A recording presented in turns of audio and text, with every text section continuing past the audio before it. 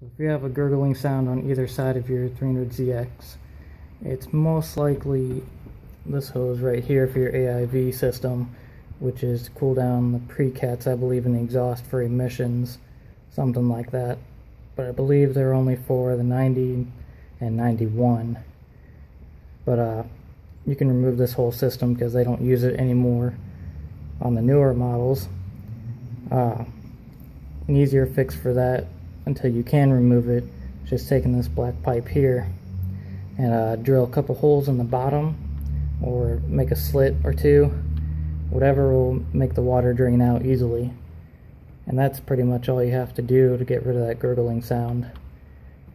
Super easy, nothing too hard to do.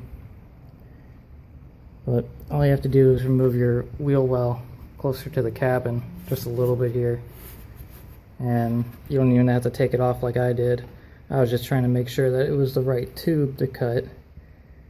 And it'll be on both sides real easy like this. No problem at all.